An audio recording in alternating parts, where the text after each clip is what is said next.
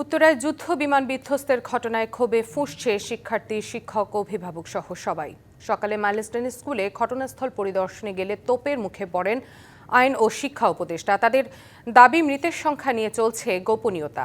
সংখ্যাটা অনেক বেশি হলেও প্রকাশ করা হচ্ছে না। প্রশ্ন, কেন এমনটা করা হচ্ছে? দাবি একটাই, যে ফুলগুলো ঝরে পড়েছে তাদের সংখ্যা নিয়ে কোনোভাবেই কোনো ধামাচাপা তারা মেনে নেবে না। অনেকেরই দাবি, তাদের চোখের সামনে অনেক অনেক মরদেহ উদ্ধার করা হয়েছে, কিন্তু মৃতের সংখ্যা বলা হচ্ছে কম।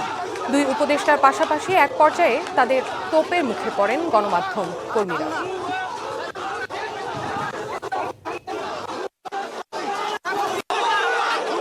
জানটা দিয়ে দিবে, আমরা শুনতে চাই উনি কি জানটা দিয়ে যাবে এখান থেকে। প্রকাশ করা হয়েছে 9 জন মাত্র, কিন্তু এখানে মারা গেছে 80+ স্টুডেন্ট, কিন্তু তাদের সঙ্গে কেন হাইড করা হয়েছে? প্রত্যেকটা মরদেহর হিসাব দিতে হবে। অ্যাম্বুলেন্সে 2টা বাজে কেন লাশ ধরে না, আমাদের দাবি। সংবাদ মাধ্যমের কর্মী ওই জায়গায় এক বালতি পানি আমাদের দিয়ে হেল্প করে নাই। আপনারা তারা ভিডিও করতেছিলেন ওইখানে, অন্তত 15 থেকে 20টা লাশ আপনার ব্যাগে করে নিয়ে গেছি।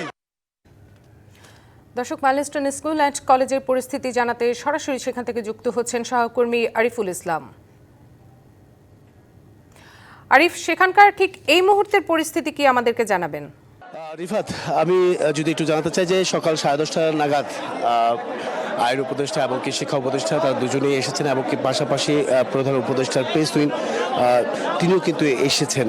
এমনকি তাদেরকে অবরুদ্ধ করে রাখা হয়েছে, কারণ একমাত্রই তারা বলছেন শিক্ষার্থী, যারা ক্ষুব্ধ শিক্ষার্থী রয়েছেন তারা বরাবর জন্য বলে যাচ্ছেন যে তাদের সঠিক কোনো তালিকা চূড়ান্ত করা হয়নি, যে তথ্যগুলো প্রকাশিত হয়েছে গণমাধ্যমে সেটা একেবারেই ভুল, সেই বিষয়গুলো কিন্তু তারা বলেছেন। তাই এবং কি যাই কিছু বলুক না কেন, তাদের সম্মুখীন সবার সামনে গিয়ে খোলা জায়গায় এই উপদেষ্টাদের কথা বলতে হবে এবং কি তাদের সঙ্গে সরাসরি কথা বলতে হবে।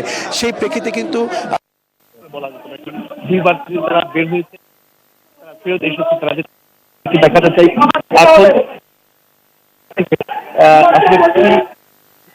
নেওয়া হয়েছে, ভেতরে যেতে বলতে হয়েছে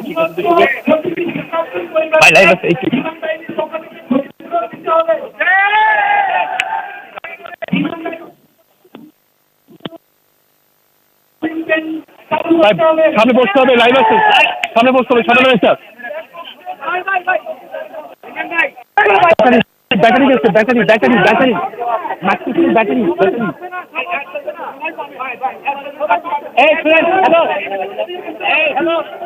আমরা এখানে মূলত শিক্ষার্থীর পক্ষ থেকে, শিক্ষার্থীরা যারা বসেছিলেন উপদেষ্টাদের সঙ্গে, তাদের পক্ষ থেকেই একজন শিক্ষার্থী তারা বক্তব্য দিচ্ছেন, এবং কি যারা ক্ষুব্ধ শিক্ষার্থী রয়েছে তাদের উদ্দেশ্য করে ভিতরে কি আলোচনা হয়েছে সেই আলোচনার বিষয়ে তিনি কিন্তু জানাচ্ছেন।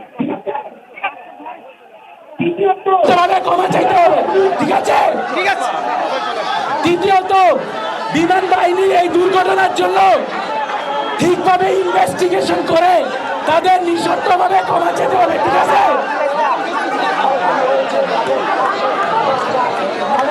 ঠিক আছে, দাবি ঠিক আছে, আরো কিছু আছে তোমাদের বলো। এখন আমরা কথা শুনো, এখন রাতারাতি আড়ালে যে লাশটি বের করছে এটা হিসাব চাও।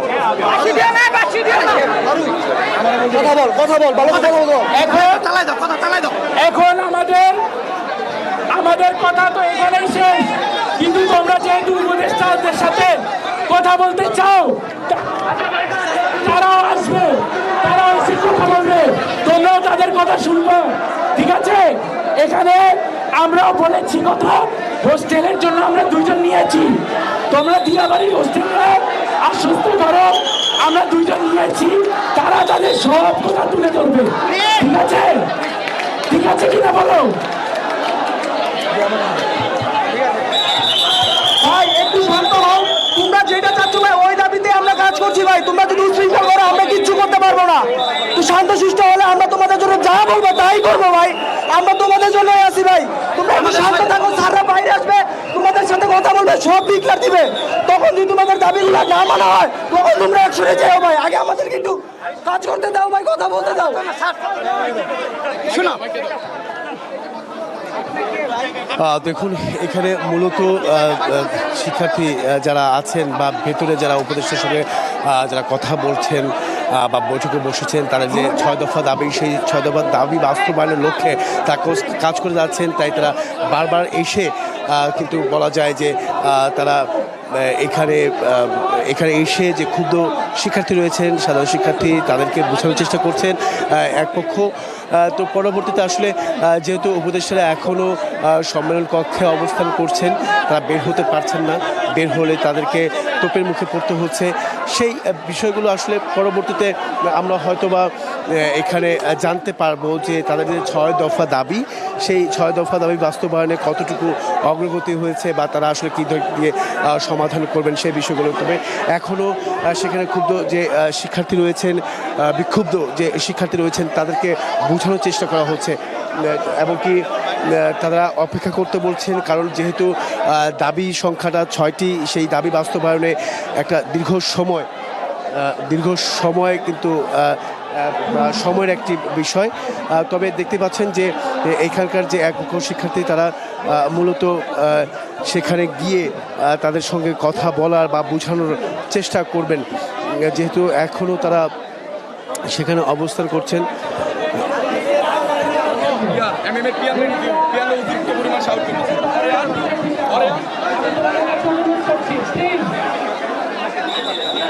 এখানে শিক্ষক থেকে শুরু করে প্রত্যেকেই কিন্তু বোঝানোর চেষ্টা করছেন। এখন এখানে প্রত্যেক শিক্ষার্থীকে আসলে বোঝানো হচ্ছে, আইন শৃঙ্খলা বাহিনী তারাও কিন্তু এই জায়গাটাতে এসেছেন। যেহেতু এখানে দুজন উপদেষ্টা রয়েছেন, পাশাপাশি প্রধান উপদেষ্টার প্রেস তিনিও কিন্তু রয়েছেন।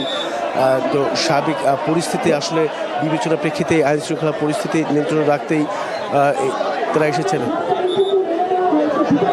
সব দাবি নাকি মেনে নেওয়া হয়েছে, কিন্তু মেনে নেওয়া হয়েছে, ঠিক আছে, আমাদের সব দাবি মেনে নিয়েছে এবং তারা নিজেরা এসে তোমাদের প্রতিশ্রুতি দিয়ে যাবে, এখানে তারা এসে প্রতিশ্রুতি দিয়ে যাবে।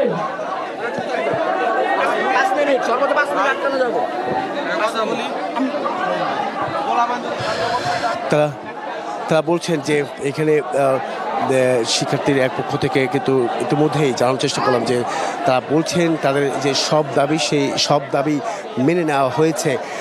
পরবর্তীতে আসলে দেখার অপেক্ষায় যে কি হতে পারে, বা এখানে একে একে যে শিক্ষার্থী রয়েছে সেই শিক্ষার্থীরাও কিন্তু এসে তারা বক্তব্য দিচ্ছেন, বিক্ষুব্ধ যে শিক্ষার্থী রয়েছে তাদের বিষয়ে বা তাদের উদ্দেশ্য করে।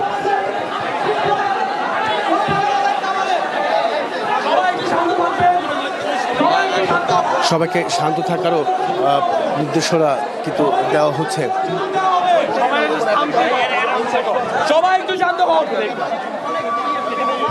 সবাইকে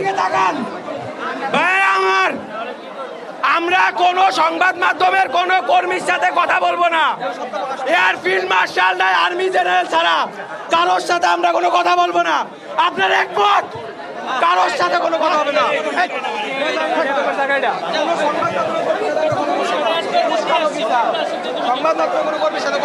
এখানে মূলত বিভিন্ন ধরনের আসলে বক্তব্য উঠে আসছে, জাস্ট শুধুমাত্র যে সেই পক্ষটাকে শান্ত করার জন্য। আমি যদি একটু দেখাতে চাই সেই চিত্রটি, যেখানে বিক্ষুব্ধ অবস্থায় রয়েছেন শিক্ষার্থীরা, এখনও তারা আসলে মানতে নারাজ।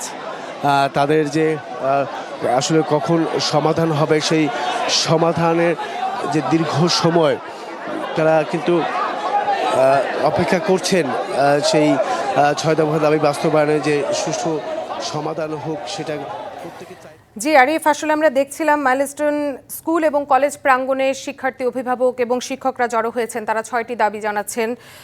আপনি সেখানে থাকবেন, আমরা পরবর্তীতে আবারও যুক্ত হব আপনার কাছে সেখানকার পরিস্থিতি জানার জন্য। দর্শক, পরিস্থিতি জানতে যুক্ত হচ্ছেন আমাদের আরেক সহকর্মী রাকিব হোসেন। রাকিব, আপনি যে পয়েন্টে দাঁড়িয়ে আছেন সেখানকার পরিস্থিতি কি আমাদের জানান। আমি আছি হচ্ছে মাইলস্টোন স্কুল অ্যান্ড কলেজের একদম সামনে, মানে প্রথম গেটে আমি রয়েছি।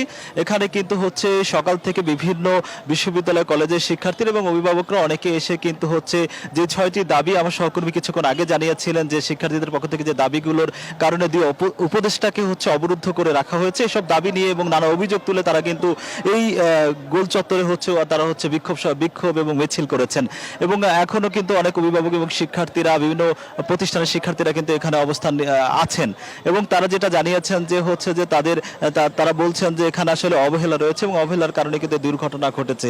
সবকিছু মিলে এখানে আসলে একজন শিক্ষক আছে, মাইলস্টোন স্কুল অ্যান্ড কলেজের একজন শিক্ষক আছেন, তার সঙ্গে আমরা একটু কথা বলবো এবং জানার চেষ্টা করব যে কালকে আসলে কি ঘটেছিল, আপনি যদি একটু বলেন। গতকালকে আনুমানিক 1টার সময় আমি সেক্টরে মাইলস্টোন কলেজের একটা আবাসিক হোস্টেলে অ্যাসিস্ট্যান্ট হোস্টেল সুপার হিসেবে দায়িত্ব পালন করি। ঘটেছিল আমরা তাৎক্ষণিক খবর পেলাম এখানে বিমান বিধ্বস্ত হয়েছে এবং আমরা এসে দেখি পরবর্তীতে আর্মি প্রশাসন এবং পুলিশ প্রশাসন এরা এক এক করে বাচ্চাদেরকে বের করতেছে এবং বিভিন্ন অ্যাম্বুলেন্স এবং পরবর্তীতে হেলিকপ্টার করে বিভিন্ন হসপিটালে নিয়ে যাচ্ছে এবং ওখানে পরবর্তীতে আমাদেরকে আর্মি প্রশাসন ওখানে দাঁড়াইতে দেয় নাই, থাকতে দেয় নাই, আমাদেরকে উপর অনেক নির্যাতন চালাইছে। পরবর্তীতে আমরা দূরে দাঁড়াই থেকে আমরা দেখা ছাড়া এবং অনুভূতি ছাড়া এবং আর্তনাদ ছাড়া কিছু আমরা উপলব্ধি করতে পারি নাই। এটা আমি প্রশাসনের কাছে দাবি করি এবং এই বাংলার জনগণের কাছে আমি এটা দাবি করি যে এই ধরনের নৃশংস ঘটনা কেন হলো, আমরা ভালোভাবে সঠিকভাবে এবং এই উদ্ধার কাজ সহযোগিতা করতে পারলাম না। আমরা একজন অভিভাবক আছেন, তার সন্তান এখানে পড়াশোনা করছেন আর কি, তো তার সঙ্গে কথা বলবো। একটু আপনি যদি বলেন কালকের ঘটনা আসলে কি দেখেছেন। জি, আমি আমার যে মেয়ে সেই ক্লাস 3-তে পড়ে যেখানে ঘটনাটা হয়েছে এবং আমার মেয়ে গত কালকেও যথারীতি সে ক্লাসে এসেছিল এবং আমি নিজে এবং ওই সময় যখন ছুটি হয় ক্লাস 1টা বাজে, সাথে সাথে আমি আমার বাচ্চাকে আমি কালকে একটু আর্লি আসছিলাম কারণ আমি বেতন দিয়েছিলাম। আর্লি এসে বেতনটা দিয়ে যখনই ছুটি হয়েছে আমার ধারণা 1-2 মিনিটে আমি বাচ্চা নিয়ে বের হয়ে আমি বাইক নিয়ে যখন আমার বাসা 15 নম্বর সেক্টরেই, বাসায় যেতেই আমার কাছে ফোন আসছে যে আপনার বাচ্চা রিসিভ হয়েছে কিনা। তখন শুনলাম যে এরকম বিমান বিধ্বস্ত হয়েছে। এখন আমার কথা হচ্ছে এখানে কিন্তু ছুটি হয়ে গেছিল একটায় ছুটি হওয়ার পরে ম্যাক্সিমাম 70% বাচ্চা কিন্তু বের হয়ে গেছে, কিন্তু তারপরে যে বাচ্চাগুলো ওখানে ছিল এর মেন কারণ হচ্ছে ছুটির পরে বাচ্চাদেরকে এখানে আবার এক্সট্রা হচ্ছে কোচিং করানো হচ্ছে এবং টাকার বিনিময়ে কোচিং করা হয় এক্সট্রা কিছু বাচ্চাদেরকে। তো এই যেই বাচ্চাগুলো কোচিংয়ে ছিল মেনলি এরাই হতাহত বেশি হয়েছে এবং এরাই বেশি মানে ইনজুর্ড হয়েছে। তো আমার কথা হচ্ছে আরেকটু কথা দেশবাসীর মাধ্যমে আমি এই জানাতে চাই যে এই যে মানে সামরিক বিমান যেগুলো এখানে প্রশিক্ষণ বিমান, এই বিমান আসলে এখানে প্রশিক্ষণ নেওয়ার মতোই জায়গা কিনা, তো প্লেস কিনা। এটা যদি প্লেস হয়ে না থাকে তাহলে এই যে শিশুগুলো মারা গেল, এই বিমানটা বিধ্বস্ত হলো, এই কর্তৃপক্ষ যিনি এই দায়িত্বে আছে তাদেরকে উপযুক্ত শাস্তির আয়তা আনা হোক এবং তাদেরকে উপযুক্ত শাস্তি প্রদান করা হোক। ধন্যবাদ। আসলে আপনারা সবাই ঘটনা আসলে সঠিক তদন্ত কিন্তু তারা চাচ্ছেন যে তদন্ত করে দেখা হোক আসলে কেন এই ঘটনা ঘটেছে। তবে এই যে এখানে আসলে আন্দোলন, সকাল থেকে আন্দোলন করছেন কয়েকজন শিক্ষার্থী, এই শিক্ষার্থীদের মধ্যে একজনের সঙ্গে আমি একটু কথা বলবো যে আপনাদের আসলে কি দাবি, কেন আপনারা আন্দোলন। আমাদের আসলে দাবি হলো আমার ভাইরা কেন মরলো, আমার বোনেরা কেন মরলো, এই ছোট ভাই বোন তার বাবা মার বুক খালি করে চলে গেল, এই বিমান যে বিধ্বস্ত হলো সে যদি এইখানে না প্রশিক্ষণ নিত তাহলে এমনটা হতো না। আর আমি চাই পুরনো বিমানগুলো যেন বন্ধ হয়ে যায় আর আমাদের মানে প্রশাসনকে কঠোর হতে হবে। আর আমার ভাই কেন মরলো এর শাস্তি চাই। আচ্ছা, আপনি তো এই কলেজের শিক্ষার্থী, আপনি যদি একটু ঘটনা নিয়ে একটু বলেন। না, মেইনলি হচ্ছে যে আমাদের কালকে এক্সাম ছিল তো আমরা আসিনি বলতে গেলে, কিন্তু যখন ঘটনা শোনার পর আমরা সাথে সাথে আসার পর আমরা দেখে অনেক মর্মাহত। আমরা অনেক সহযোগিতা করছি, সেনাবাহিনীদের সাথে কাজ করছি, কিন্তু শেষ মুহূর্তে সেনাবাহিনী আমাদের সাথে নির্যাতন করছে, আমাদের লাস্ট মুহূর্তে আমাদের মার্চে বলা যায় আমাদের শিক্ষকদের গায়ে হাত তুলেছে। সেজন্য আমরা আজ 6 দফা দাবিতে আমরা আজকে রাস্তায় নেমেছি। যতক্ষণ না আমাদের দাবি পূরণ না হচ্ছে ততক্ষণ আমরা রাজপথ ছাড়বো না। দাবিগুলো যদি একটু বলেন। আমার সবচেয়ে মেইন দাবি হচ্ছে যে আমাদের লাশের সংখ্যাটা তারা গোপন করছে। আমাদের যতজন মারা গিয়েছে তার মানে 50% বলতেছে না তারা। সেজন্য আমাদের যতজন মারা গেছে তাদের সঠিক একটা তদন্ত করে সঠিকভাবে সংখ্যাটা বলতে হবে, আমাদের প্রকাশ করতে হবে। আপনার কাছে একটু যেতে চাই যে আসলে এই যে সকাল থেকে বিক্ষোভ মিছিল চলছে, উপদেষ্টাদের অবরুদ্ধ করে রাখা হচ্ছে, আসলে মূল অভিযোগটা যদি একটু বলেন। না আসলে এটা অবশ্যই দুঃখজনক এবং এটা যে দাবি এখন সবাই একমত হয়ে চাইতেছে, এটা অবশ্যই এটা যুক্তিসঙ্গত এবং এটা সরকারের উচিত জানানো। যেমনটা বলছিলাম যে আসলে এখানে অভিভাবকরা রয়েছেন এবং বিভিন্ন শিক্ষা প্রতিষ্ঠানের শিক্ষার্থীরা কিন্তু সকাল থেকে আসলে তারা এখানে জড়ো হয়েছেন এবং বিক্ষোভ মিছিল করেছেন এবং দুই উপদেষ্টা এখানে আসার পর কিন্তু তাদের ওই মাইলস্টোন স্কুল অ্যান্ড কলেজের ভিতরে কিন্তু অবরুদ্ধ করে রাখা হয়েছে। তাদের যে 6টি দাবি তারা করেছেন সে দাবি পূরণ না হওয়া পর্যন্ত কিন্তু তারা কিন্তু তাদের এই কর্মসূচি আসলে চালিয়ে যাবেন। মাইলস্টোন স্কুলের সামনে থেকে এই ছিল সবশেষ আমার কাছে। যে রাকিব, আমরা যতটুকু বুঝতে পারলাম তাদের দাবিগুলোর মধ্যে রয়েছে নিহতদের নাম ঠিকানা প্রকাশ, আহতদের একটি নির্ভুল তালিকা প্রকাশ করা, শিক্ষকদের সঙ্গে যে অসদাচরণ গতকাল করা হয়েছিল সের জন্য একটি নিঃশর্ত ক্ষমা প্রার্থনা করা, তাদের যারা ক্ষতিগ্রস্ত হয়েছেন এবং নিহত হয়েছেন ক্ষতিপূরণ দেওয়া, ঝুঁকিপূর্ণ যে প্লেনগুলো রয়েছে সেগুলোকে বাতিল করা এবং পর্যাপ্ত প্রশিক্ষণ দিয়ে তারপরে এ ধরনের বিমানগুলো চালানো। আমরা আপনার কাছে এবং আরিফের কাছে আবারও যাব পরবর্তীতে, আপনারা থাকবেন সেখানে। ধন্যবাদ।